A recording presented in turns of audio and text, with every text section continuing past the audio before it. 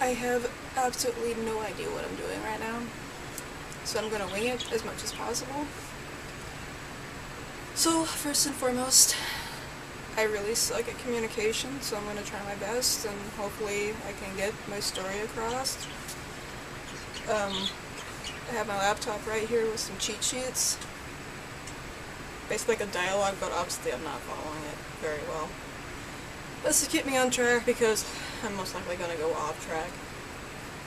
Anyways, I made this channel for my friends and family who don't get to see me very often, or for those who have actually never actually met me in person, or for those that just we don't talk a lot. It's gonna be a long video. I hope I can keep it less than 30 minutes. So get comfortable. A lot of my friends and family don't know about my upbringing and how I ended up here in my bed, which is the only place I'll be recording because the rest of my basement is a mess and I'm really lazy and this is the only thing I can keep clean. And it's really easy to make a bed. Anyways, off topic. Anyways, yes. Videos for everybody to see, even their grandmothers. On a lovely March evening in 1991, the Emersons were blessed with a child. That'd be me. Little did they know I was going to change their entire world. They weren't expecting me. I was a shy, quiet kid. A lot of family members could tell you that, you know, I'd be hiding behind my dad's legs or something because I'm just terrified. My hair was really, really long growing up. I hated it. I despised it. I always wanted it gone. It was horrible in the summer. My parents had told me that when I was 3, I went to a closet, haha, and I had some play scissors that were only supposed to cut paper. Well, I found out that they actually cut hair, so that was fun. I also cut up some shirts, apparently, or girly dresses, and I told my parents I did not want to wear anything girly ever again. Should have been their first sign, to be honest, but nobody really thinks about that back in the 1990s. So Christmas, they would try to get me, you know, Barbie dolls and just dolls in general, like anything feminine, and I would hate it. And, you know, they were trying to see if, you know, like, it would interest me, like, if the clothes weren't, then maybe the toys would. No. I wanted the cars. I wanted the toy cars. I wanted the walkie-talkies, just male action figures, just anything, not the dolls. Don't mind that spike just sparking. So, my father, he sympathized and he started to get me toys that were boy toys, so to speak, and he wouldn't get mad or upset if I just wanted to wear boy clothes, so to speak, and I'm using the quotes because it was considered male and female. That's just a different topic in general. Point blank, he wanted me to be happy since day one. Skipping forward, all throughout elementary school, with my really long hair, even sometimes my feminine clothes that my mom would force me to wear, I would still get the, "Are you a boy or a girl?" Or the worst one was, "Are you an it?"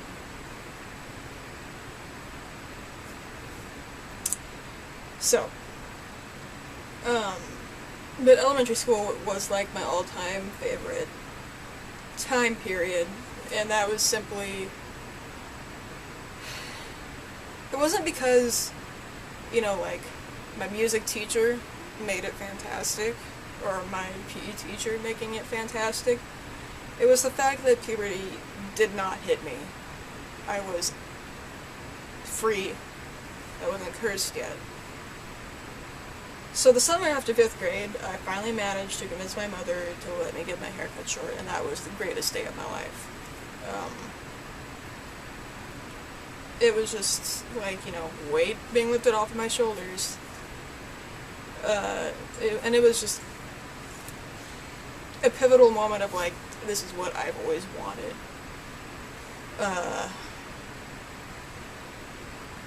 But getting my hair cut short also led to more teasing and bullying, especially in the neighborhood,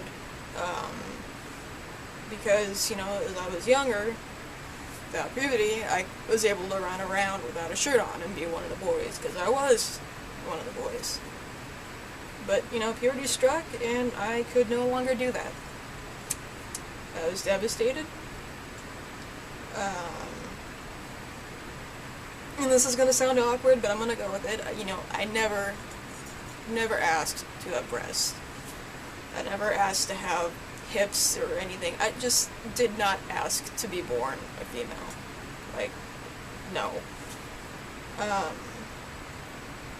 If I had the chance to, go back in time and be like, oh yes, this fetus is going to be male, I would do it. But different story. So puberty struck, and breasts started doing their thing, and my childhood best friend, she noticed that I was tugging at my shirt a lot like this to try to conceal, and this isn't verbatim of what she said exactly, but she had said,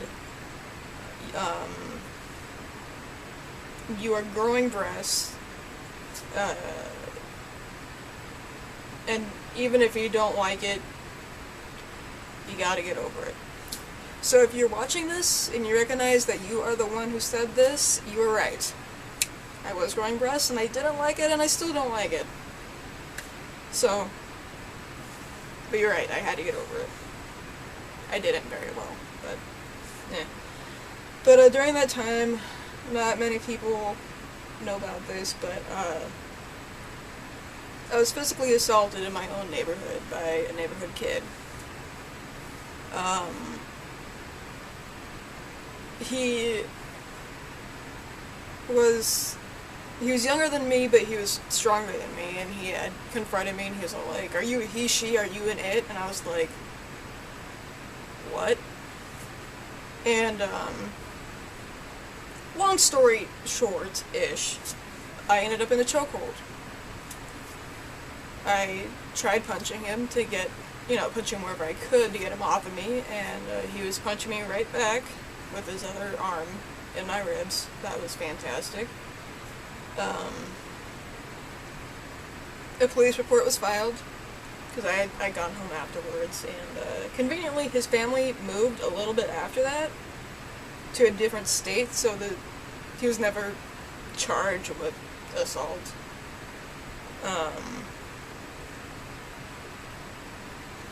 By the end of 8th grade, I had a breakthrough moment. I finally accepted my fate of being a woman. I don't know, I finally just accepted that I couldn't change what was happening. I was happier. I had friends. They understood me. They didn't care that I was gay, bi, whatever. But in the 8th grade, I did come out to my mother. I sat her down, I started crying, and I was like, I have something to tell you. And she's worried because I'm crying and telling her that I have something to tell her. And she's like, Berthany, what's going on? What's wrong? And I was like, well, Mom, I'm bisexual. Her response, oh, thank God, I thought you were going to tell me you were pregnant. Not pregnant. So, after the I'm bi, I went to being a butch lesbian. For whatever reason. But, having the lesbian tacked on to my identity, it didn't feel right. At the time I was 15, I'm like, this is as good as it's gonna get for now. My aunt had moved in with my mother. Well, and I, of course. And she sat me down and she's all like, so when are you getting the surgery? I was really confused. I'm like, what surgery? And she said, well, the one to become a boy. And I was like, oh shit, like in my head. And I was all like, I've never considered that. Yeah. And she had said something along the lines of, well, you present yourself as, you know, male, so I figured that that's what you wanted. No, it's not what I want. Bullshit. Anyways. So, high school, I'm 16, meet this wonderful girl, very attracted to her. A few months later, proud to say that she was my very first girlfriend. Unfortunately, that's when the bullying increased. Even more. I was shoved into lockers, I was tripped in hallways, cursed at, you name it, it's probably been done. Anytime I was with my girlfriend walking down the hallways, somebody always had something to say. And I did struggle with my gender identity at that time, but I tried to keep it on lockdown. But I knew if I had told her, she would have accepted me, but I wasn't ready to vocalize what was going on in my head. And fate leads us in different directions. For whatever reasons, things happen. Now, this isn't a video about my relationships, or my problems, or anything of that sort. Even though a lot of relationships are going to come up in this video, and by a lot I mean two, but they're kind of crucial to this video. I don't know why I keep doing this. Anyways. Can you tell I don't know what I'm doing? So we moved on. It sucked. It was terrible. My home life was terrible. So, just to be honest, I was a whiny-ass teenager, and a lot of problems going on at home, so it just amplified. And like one simple thing was catastrophic in my world. It's like playing a game of Jenga and like you're about to lose. The person, your opponent, has pulled out the piece that was keeping the whole thing like really solid. And it's your turn, and any piece you pull, it's just gonna fall.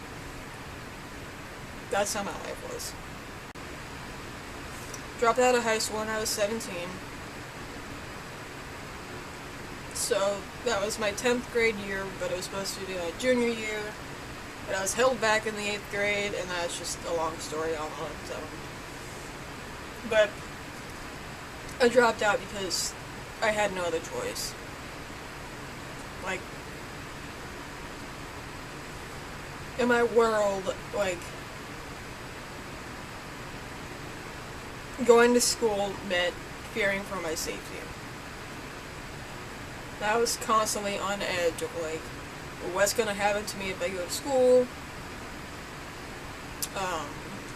It was gonna trip me in the hallway that specific day. So, due to my attendance, it just made no sense for me to be at school. Until I dropped out.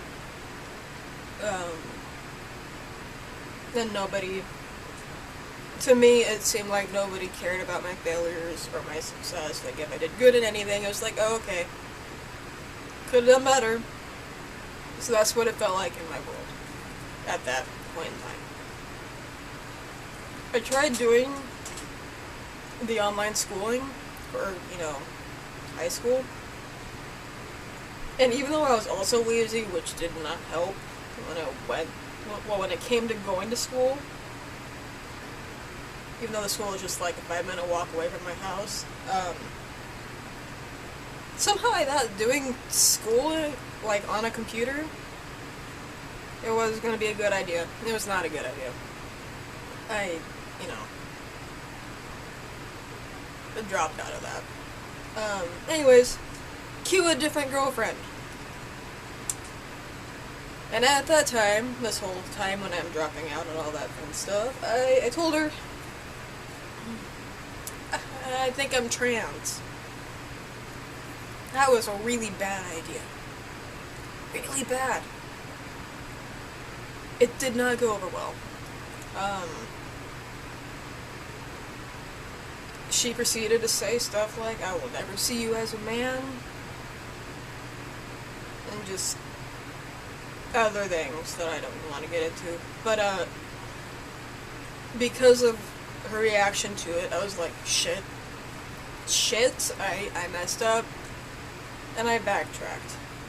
So, me being trans went into a shoebox, a mental shoebox, and I went into the corner in the back of my brain and put a label on it that says, deal with this shit when you're in college, don't open it. Anyways. The relationship didn't last. It was for the best. But even after I closed the shoebox, it just was opening itself. And it put more stuff into it. Like, it's like, hey, not only are you trans, but you really like guys too. You're not just the lesbian you're claiming to be. Okay? Not amused. No matter how much mental duct tape I put around that shoebox to keep it shut, it did not work. But in the time period, I got my GED. That was 2008. So, yay, congrats to me. But then, after all that, 2009 or so, I spent countless nights either not being able to sleep or crying myself to sleep because I did not want to be trans. I didn't want to have to come out another time to my family. But this box is just like rattling and it's wanting to just explode and go everywhere. So finally, I was 19. And I was like, okay, you know what? Okay, yes, I'm genderqueer, that makes sense. Which meant I didn't really identify as male or female, but I made sure to specify that I was more on the male side. Go figure. So cue another relationship happening, and come to find out, she had already knew that I, was thinking about transitioning, or that I was trans in general. And that was because a friend of mine who I actually told that, hey, this is happening, and I don't know what to do about it because I trusted this person. They told my girlfriend, before she was even my girlfriend, or before I even personally knew her, that I was trans and that I was thinking about getting on testosterone. I'm still not impressed with that. That was not cool. But she was accepting. Holy shit. It was really weird. Really weird. But still, anyways. Cue the relationship ending. And I invested in mental gorilla duct tape to try to keep the box closed. Spoiler alert. It wasn't working. So, I started to attend college to get my shit together, and it kind of helped. So, fast forward a bit, while I'm being a lazy-ass college student, I met this really cute guy. Threw me through a loop. I was like, oh my god, he's really cute. But of course, the box is all, like, vibrating, like, it's 'cause you like guys, I could hear it say. And so, at the time, my best friend lived with me. I think that was the time. She pretty much lived with me constantly anyway, so it doesn't matter, but I was kind of sort of freaking out, and my best friend was like, "What's your deal? What's going on?" I'm like, why? And I was like, "I identify as a lesbian and this guy is really cute." And in that voice. And she was like, "And your point?" "I'm a lesbian?" And her response was, "But he's cute." And I was like, "Yeah, he really is cute. Really, really cute." And that is when I admitted my fate. I wasn't a lesbian. I was bisexual. And that guy was really cute. Anyways, but I started to identify as queer instead of, like, lesbian or bisexual because that just wasn't cutting it anymore. He broke that box. That box just opened and it exploded. It was like that episode in SpongeBob when they ask what his name is after, he had cleared his memory. And, like, all the other SpongeBobs in his brain, they're, like, going, "What's his name? What's his name?" Well, that's not the case. But the mental image of them going through all of this paper flying everywhere, file cabinets are opening. Basically what happened in my brain. My brain it died. It was done. It was over with. Took me a while, but I put all those papers that I could find. I put them back in the box. But I put the box in a safe. And I put the safe in a barrel, and I filled it with cement. I didn't want to deal with it. I was like, I didn't want to pile that on to everything else in my life. So, somehow, of course, that shoebox ends up coming back out. I don't know. This shoebox. But, I battled a lot with gender dysphoria and being queer and just existing in general. And finally, I said I was tired of fighting. I did it. I was like, I'm trans. I'm a trans guy. My name is Shane. Male pronouns, please. And everybody's response was, "And it's about time.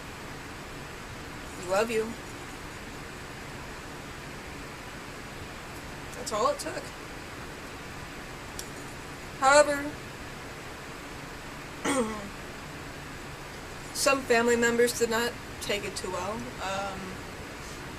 I was unfortunately outed to my mother by my cousins because they left my Facebook page open at my aunt's house.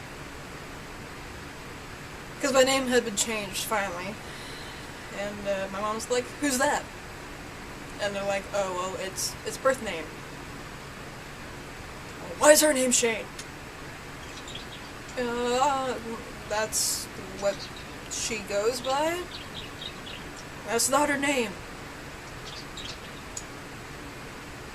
My Facebook profile was apparently open because they were trying to show her a picture of something. Either way, they knew better. And I got a response, like a text saying, "Your mom knows. Red flag, red alert, hide." And my mom did not take it well. She asked me flat out, she's like, "When did you change your name?" And I said, "I didn't." She asked why my name was Shane on Facebook, and I just said, "I'm trans. Can't hide it anymore." She told me I wasn't. I wasn't trans. I I couldn't be male because I don't have a penis. So on and so forth. And this happened all before Christmas, like within a week before Christmas. And, before all this, my aunt was very accepting. And, after a few things, she was no longer accepting, but that's another story for a different time. But before Christmas, my mom asked me if I wanted my present, and I said, sure, why not?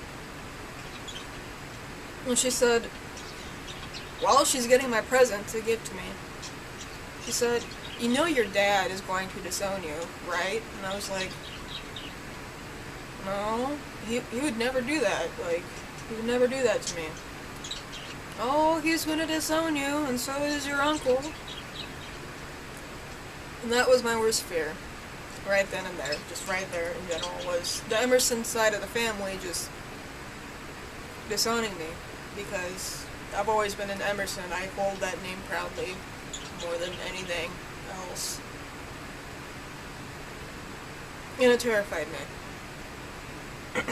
But, I'm gonna fast forward because it's getting really long, but I ended up coming out to my dad. And basically he said, I love you. I figured it out a long time ago, and I love you. And I'll support you. And, you know, you're my kid, you always have been, and pretty much cried at his response that he was accepting. And that was, I couldn't have asked for a better response, or a better father, basically. And, as one of my cousins, you know, on the Emerson side, he told me was, Shane, the Emerson side, well, the name in general, you know, anybody who holds a name knows nothing but unconditional love. And it's true. It's very true. Except for my mother, who still holds a name that does not count. Anyways. Fast forwarding more. Graduated with my AA and my high school diploma last year, summer 2015. I am now working on my bachelor's in electrical engineering at WSU, as you can probably tell by this lovely hoodie. So, basically, the gist of the whole video is I've always been Shane. Always have been since the day I was born.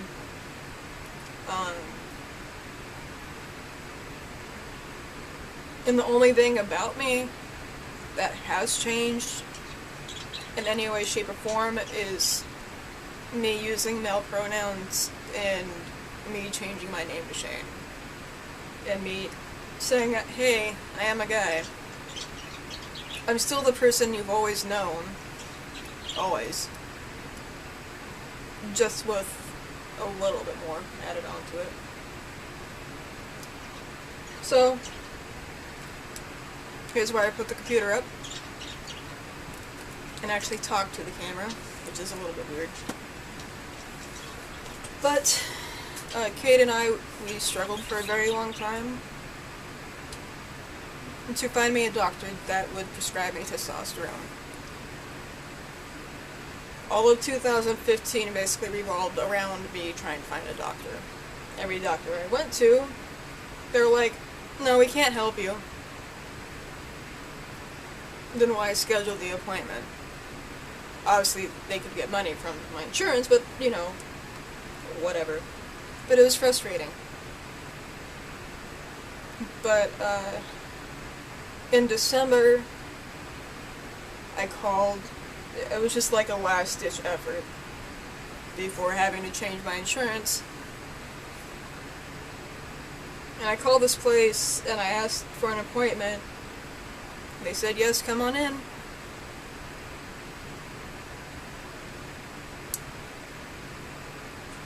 And it was just, my life changed from that point.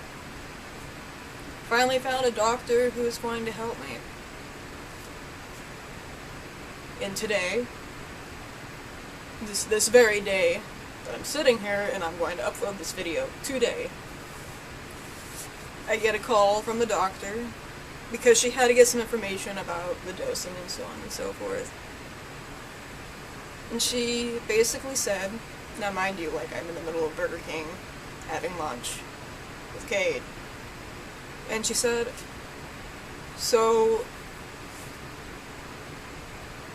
next week you'll have a prescription for testosterone. I don't see why you have to wait. You have everything you need. You know what you want, you know, and you've been very adamant about what you want and what you need. So, I don't know what is left to say. Like,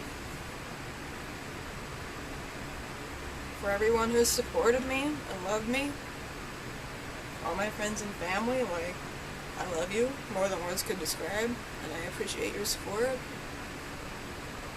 And definitely a shout out to the local youth center that is now closed.